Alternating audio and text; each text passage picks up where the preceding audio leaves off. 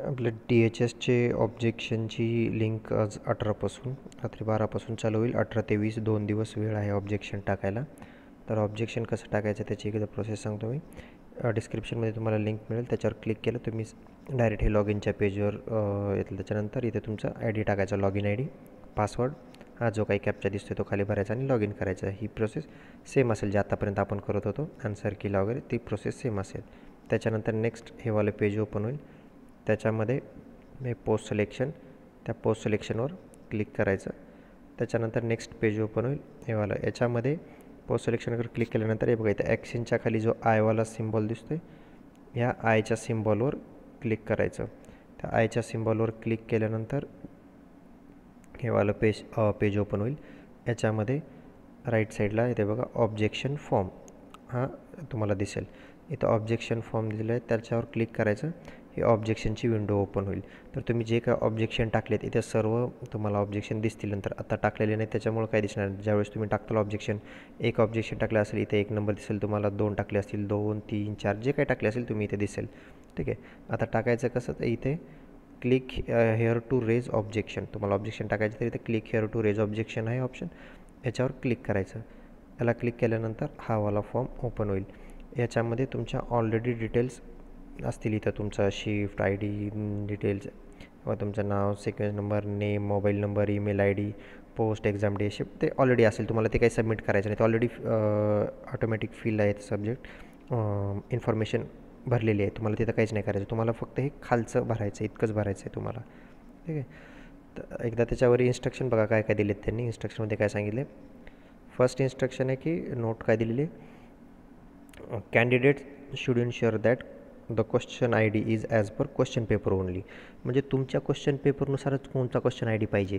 दुसऱ्याच्या पेपरचा किंवा दुसऱ्या शिफ्टचं ऑब्जेक्शन तुम्ही नाही टाकू शकत, किंवा त्यांचा ID वेगळा असेल, तुमचा ID वेगळा असेल क्वेश्चनचा. म्हणजे कुणाच्याही लॉग इनवरून कुठल्याही शिफ्टचं नाही टाकता येत. हां, एका शिफ्टचे तुम्ही टाकू शकता, त्यांचे ID सेम असतील, पण किंवा तुमचे क्वेश्चन ID म्हणजे दुसऱ्याचे नाही टाकू शकत तुम्ही. तुमच्या लॉग इन होऊन तुम्ही तुमचं एकच ऑब्जेक्शन टाकू शकता, त्याचा क्वेश्चन ID जो असेल तुमचा ते. तर तुम्ही जे ऑब्जेक्शन टाकताय त्याचा क्वेश्चन ID चेक करूनच ऑब्जेक्शन टाका, कारण प्रत्येकाचा वेगवेगळा आहे आणि प्रत्येक शिफ्टचा वेगळा आहे. ठीक आहे.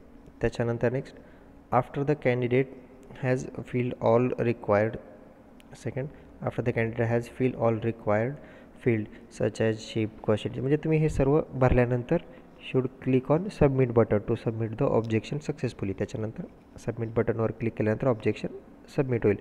Objection once submitted can not be edited letter.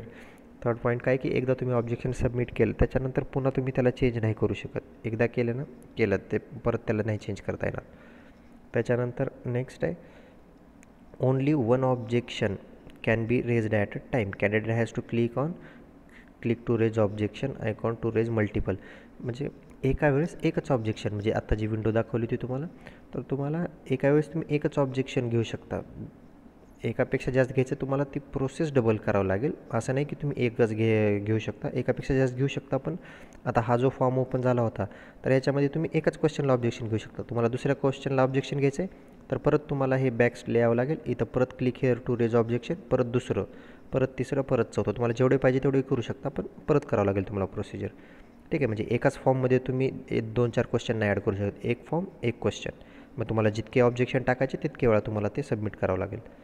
त्याच्यानंतर next, fifth point, response of the concern examination authority will be treated as final against the objection raised in case this process lead to any changes in evaluation mechanism the decision taken by the concern authority will be treated as final. म्हणजे तुम्ही objection टाकल्यानंतर ह्याचा अर्थ नाही की तुम्ही objection टाकलं म्हणजे ते झालं, फायनलच झालं.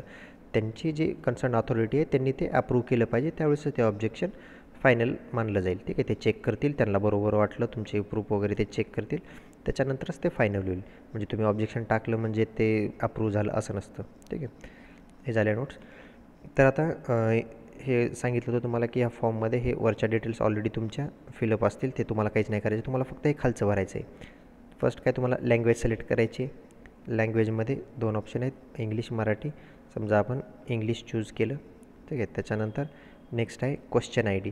इथं क्वेश्चन आय डीला जर तुम्ही सिलेक्ट केलं तर हे बघा, हे क्वेश्चन तुमचे ओपन होतील, पूर्ण क्वेश्चनचं सिरियल ओपन होईल. तुमच्या पेपरचे जेवढे क्वेश्चन होते तुम्हाला ह्याच्यामध्ये तो क्वेश्चन आय डी सिलेक्ट करायचा आहे, म्हणजे ज्या नंबरचा क्वेश्चन होता. जसं एक्झाम्पल बघा, समजा आता हा वाला, समजा तुम्हाला एक 22 नंबरचा क्वेश्चन आहे, याच्यावर ऑब्जेक्शन घ्यायचं आहे. एक एक्झाम्पल सांगतो आहे. इथं बघा, याचा क्वेश्चन आय डी दिलेला आहे इथं समोर. ठीक आहे, हे खालचे option 1 I D, option 2 I D, हे ऑप्शनची आय डी आहे, त्याचं काही घेणं नाही. ठीक आहे, क्वेश्चन आय डी काय, पहिलं तुम्हाला क्वेश्चन सिलेक्ट करायचं आहे की कोणता क्वेश्चन. हा 22 नंबरचा क्वेश्चन आहे, पण त्याचा नंबर काय आहे क्वेश्चन आय डी. हा इथं जो दिलेला आहे क्वेश्चन आय डी 63066806. ठीक आहे, जो काय आय डी दिला आहे, तर तो क्वेश्चन आय डी तुम्हाला चूज करायचा आहे, इथं सिलेक्ट करायचा आहे. म्हणजे तुम्हाला त्या क्वेश्चनला ऑब्जेक्शन टाकायचे, हे चूज करायचं. त्याच्यामुळं म्हणतो की तुमचं जे ऑब्जेक्शन टाकणार आहे, तर तुमच्या शिफ्टचं आणि तुमचं बघून टाका, तुमच्या पेपरचं. ठीक आहे, प्रत्येकाचे वेगळे आहेत, वेगळ्या शिफ्टचे वेगळे आय डी आहेत किंवा प्रत्येकाचे वेगळे आय डी आहेत क्वेश्चनचे. तर असं नाही की प्रत्येकाचा सेम असेल. तुमच्या क्वेश्चनचा त्याच्यासमोर आय डी चेक करा. जर ह्या नंबरला ह्या क्वेश्चनला टाकायचं तर या क्वेश्चनचा काय आय डी आहे तो चेक करा आणि तो सिलेक्ट करा. ठीक आहे, त्याच्यानंतर next question I D select केल्यानंतर टाईप ऑफ ऑब्जेक्शन. ठीक आहे, लँग्वेज बघितलं आपण, क्वेश्चन आय डी बघितलं. त्याच्यानंतर टाईप ऑफ ऑब्जेक्शन याच्यामध्ये सिलेक्ट केल्यानंतर काय येईल बघा, तुम्हाला त्या क्वेश्चन रिलेटेड काय ऑब्जेक्शन काय आहे ते विचारायले. एकतर इनकरेक्ट आहे क्वेश्चन, का आउट ऑफ सिलेबस होता क्वेश्चन, ऑल ऑप्शन इनकरेक्ट, त्याचे ऑप्शनच चुकीचे होते, का मल्टिपल करेक्ट आन्सर, का त्या क्वेश्चनचे एकापेक्षा जास्त आन्सर बरोबर होते, 2-3 आन्सर बरोबर होते त्याचे, का इनकरेक्ट आन्सर की का त्याचा आन्सरच चुकीचा आहे, का ट्रान्सलेशन एरर, की म्हणजे क्वेश्चन टाईपमध्येच किंवा टायपिंग मिस्टेकच वगैरे काहीतरी आहे. म्हणजे जे काही तुमचा क्वेरी आहे त्याच्या रिलेटेड ते चूज करायचं आहे. ठीक आहे, त्याच्यानंतर हे चूज केलं.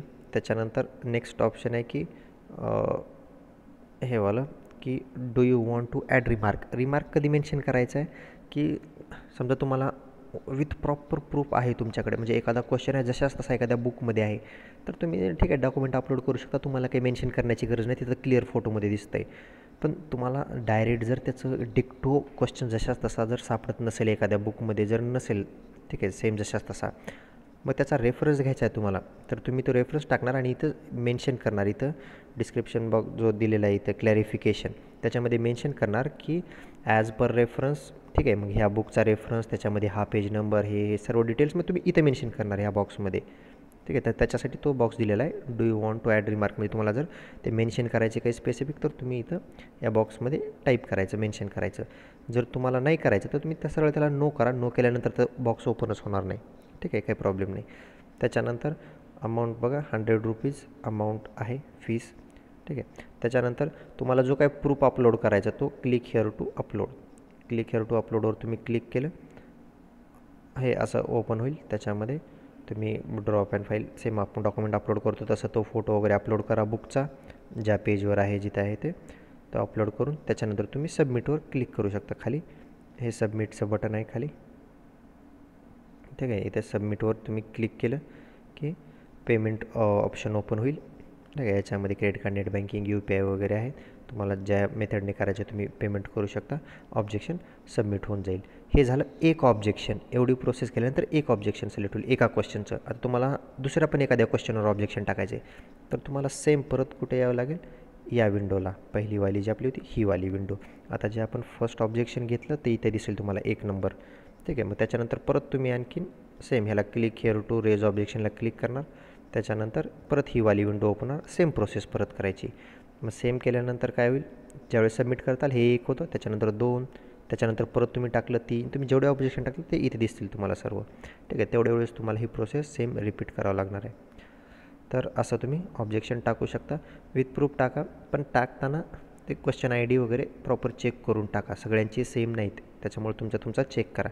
आणि तुमच्या ह्याचे तुम्ही हे नाही करू शकत. हे बघा, ह्या शेपमध्ये मी सांगितलं होतं तुम्हाला ऑलरेडी तुमच्या डिटेल्स येतात. ठीक आहे, हे भरायचे नाही, ते ऑलरेडी आहेत ऑटोमॅटिक. तर त्याच्यामुळे ह्याच्यानंतर तुम्ही जर इथं क्वेश्चन आय डीला सिलेक्ट केलं ना, तर तुम्हाला फक्त तुमच्या शिफ्टचे आणि तुमचेच पेपरचे क्वेश्चन आय डी दिसतील, दुसऱ्याचे नाही दिसणार. त्याच्यामुळे तुमच्या पेपरमध्ये चेक करा तुम्हाला जे क्वेश्चन टाकायचं आहे आणि तुमच्या ह्याच्यानुसार टाका. दुसऱ्याला जरी टाकायचं असेल, सेम शिफ्टमध्ये जरी असले तुम्ही, पण तुम्ही ज्या अकाउंटहून लॉग इन करताय, ज्याचं हे अकाउंट आहे त्याचा पेपर ओपन करा आणि त्याच्या पेपरमधलं क्वेश्चन आय डी चेक करा. जरी सेम शिफ्टचे जरी असले तरी पण. कारण आय डी वेगवेगळे असतात क्वेश्चन आय डी, त्याच्यामुळं एकदा आय डी प्रॉपर चेक करा आणि त्याच्यानंतरच टाका. ठीक आहे. तर असं ऑब्जेक्शन टाकू शकता तुम्ही. याच्या व्यतिरिक्त काही आणखीन अडचण असेल किंवा काही ऑब्जेक्शन टाकताना काही प्रॉब्लेम आला तर कमेंट सेक्शनमध्ये कमेंट करा.